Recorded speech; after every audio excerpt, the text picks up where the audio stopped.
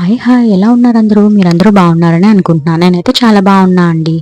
ఇంతకీ ఈరోజు ఏం చూపించబోతున్నాను అనుకుంటున్నారా? ఈ కాకరకాయలతో ఏం చేద్దామంటారు? నేనైతే కాకరకాయ కారం పొడి చేద్దాం అనుకుంటున్నాను. చాలా రోజులైంది కాకరకాయ తిని. సో ఎందుకో నాకు కొంచెం కాకరకాయ తినాలనిపించింది. బట్ డైలీ తినడానికైతే అవ్వదు కదా, మనకి ఎప్పుడు నచ్చితే అప్పుడు తినడానికి అని చెప్పి నేను ఇలా కారం పొడి చేసుకుందాం అనుకుంటున్నాను. ఆ ప్రాసెస్ అయితే మీకు చూపించేద్దామని చెప్పి ఈరోజు వీడియో అయితే నేను రికార్డ్ చేశాను. సో ఫస్ట్ అయితే మీకు చేదు అది కోసం ఎలా చేయాలో కూడా నేను అంత చేదు పోవడానికి ఏం చేయాలో కూడా నేను చెప్తాను ఈ వీడియోలోని. సో ఫస్ట్ అయితే కాకరకాయలని బాగా కడిగేసుకొని నేనైతే ఇలాగా మా లోపల ఉన్న సీడ్స్ అవి తీసేస్తున్నాను కట్ చేసుకొని. కొంచెం దీని కటింగ్ కొంచెం కష్టమే, బట్ కాకరకాయ అంటే మా ఆయన చాలా దూరంలో ఉంటారు. సో అందుకే ఇక్కడ నాకు హెల్ప్ చేయడానికి అయితే ఆయన అసలు రాలేదు, నేను ఒక్కదాన్నే చేసుకుంటున్నాను. బట్ నాకెందుకు పర్సనల్గా కాకరకాయ అంటే బాగా నచ్చుతుంది.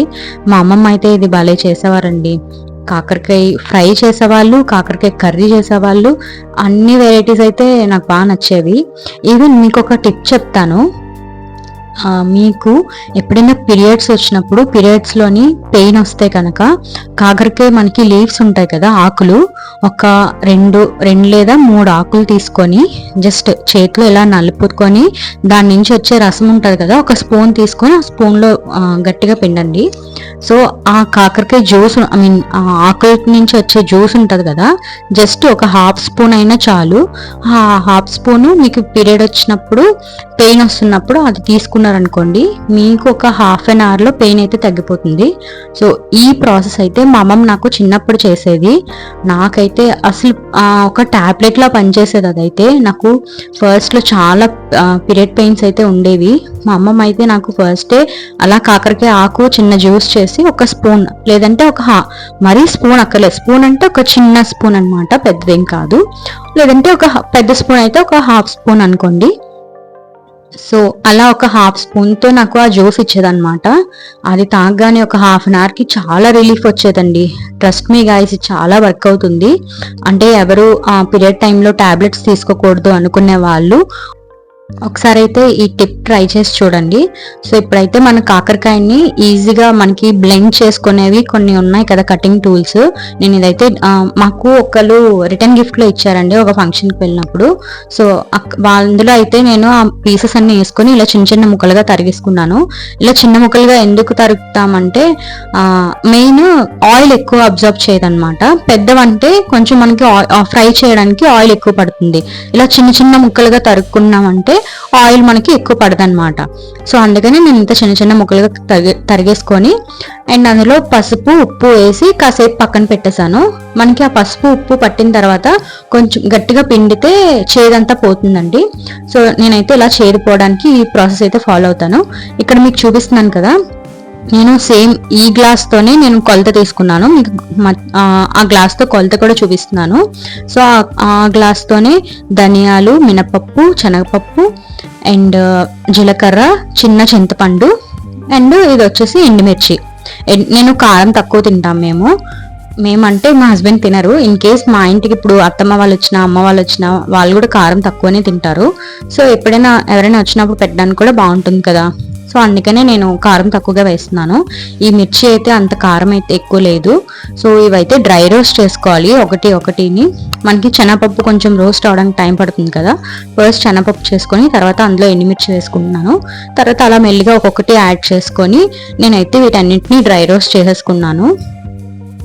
సో ఈ కొలతలతో తీసుకుంటే గనక మనకి టేస్ట్ బాగుంటుంది. తర్వాత నేను చింతపండు కూడా వేసేసానండి.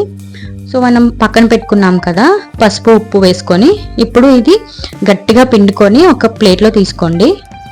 సో ఇలా చేసుకుంటే మనకి చేదంతా మ్యాక్సిమం పోతుంది. ఇంకా ఎక్కడైనా కొంచెం చేదు ఉంటే చేదు ఒంటికి మంచిదేనండి, కొంచెం పర్వాలేదు. సో మనం ఎలాగో ఈ మసాలాస్ అన్నీ వేస్తున్నాం కాబట్టి అంటే మనం తీసుకున్నాం కదా పప్పులు అన్నిని, సో దానివల్ల మనకు అంత చేదేం తెలియదు.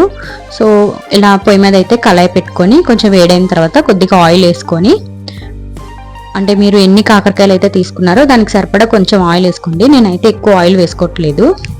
కొంచెం కళాయి ఎంత అంటే నేను తీసుకుంది స్టీల్ కళాయి కాబట్టి మాడిపోతుంది. సో అందుకే మొత్తం స్ప్రెడ్ అయ్యేలా ఆయిల్ వేసాను. సో మనం ఇలాగా సపరేట్గా పెట్టుకున్న కాకరకాయని తీసుకొచ్చి ఇంట్లో వేసుకొని అలా ఒక 5 to 10 మినిట్స్ ఉంచి మధ్యలో ఒక 2 మినిట్స్కి ఒకసారి అలాగా వేపుకుంటూ ఉండాలి. సో ఈ కలర్ వచ్చినంత వరకు మనం మంచిగా వేపుకోవాలండి. చూసారా, నేను ఇలాగా కట్ చేసుకున్న తర్వాత నాకు అయితే ఆయిల్ ఎక్కువ పట్టలేదు. యూజువల్గా అయితే మనకి ఆయిల్ ఎక్కువ పడుతుంది. మీరు ఈ ప్రాసెస్ కనుక ట్రై చేస్తే మీకు ఆయిల్ కూడా ఎక్కువ తీసుకోదు. అండ్ కాసేపు చల్లారిన తర్వాత మంచిగా రోస్ట్ అయిన దాన్ని తీసుకువెళ్ళి నేను మిక్సీ వేసుకున్నాను. సో ఆ మిక్సీలో కొంచెం అప్పుడే సాల్ట్ అది వేసుకున్నాను నేను. ఫస్ట్ అయితే నేను డ్రై రోస్ట్ చేసుకున్న మసాలాస్ అన్ని మిక్సీ వేసుకొని ఒక సైడ్ పెట్టుకున్నాను. ఆ తర్వాత ఇది మిక్సీ వేసుకొని ఈ రెండు కలిపి మళ్ళీ ఇంకోసారి మిక్సీ వేసాను అనమాట. సో నేను ఈ తర్వాత అయితే ఇంకా ప్రాసెస్ షూట్ చేయడానికి నాకు టైం సరిపోలేదు. సో అందుకే నేను మీకు వీడియోలో చూపించలేకపోయాను. బట్ నేను అయితే చేసిన పొడి అయితే నేను వీడియో తీసాను. నేను ఆ టేస్ట్ ఎలా ఉందో కూడా ఒక రివ్యూ అయితే పోస్ట్ చేస్తాను. ఇన్ కేస్ ఈ వీడియో కనుక నచ్చినట్లయితే ప్లీజ్ లైక్, షేర్, సబ్స్క్రైబ్. మనం చెప్పాను కదా, కాకరకాయ కారపూర చేసినప్పుడు నేను అది మిక్సీ వేయడం షూట్ చేయడం మర్చిపోయాను చెప్పి, ఇదిగోండి ఆ కారపూరి నేను ఇలా స్టోర్ చేసుకొని ఫ్రిడ్జ్లో పెట్టుకుంటాను. ఇది మనకి 6 months వరకు ఉంటుంది, ఏం పాడదు. నేను కొంచెం తిని ఎప్పుడైనా మళ్ళీ ఊరెళ్ళినప్పుడు మమ్మీ వాళ్ళు తింటాను, అక్కడ వాళ్ళు తీసుకెళ్తూ ఉంటాను.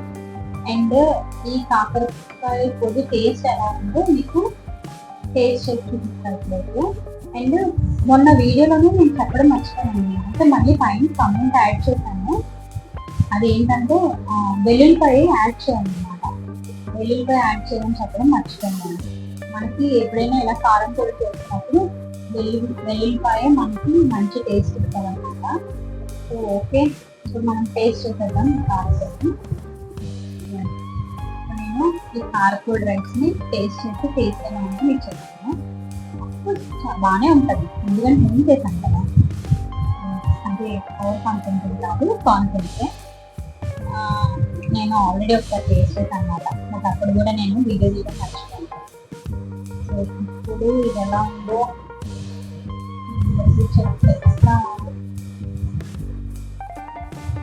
సమ్మర్ కదా, కాకరకాయ ఇలాంటి కొంచెం తక్కువ తినడం మంచిది. ఎప్పుడైనా జస్ట్ ఒక ముద్ద వేడి వేడి అన్ని తింటే ఓకే.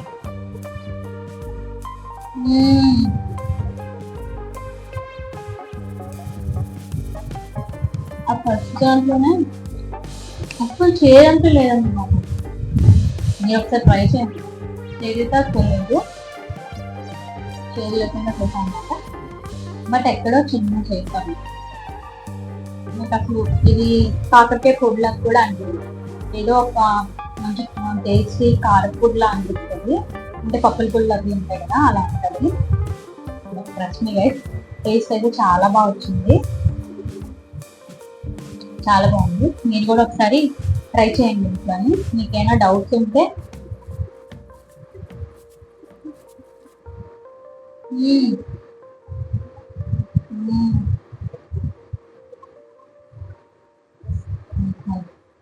చాలా బాగుంది. ఓకే, అంతే వీడియో.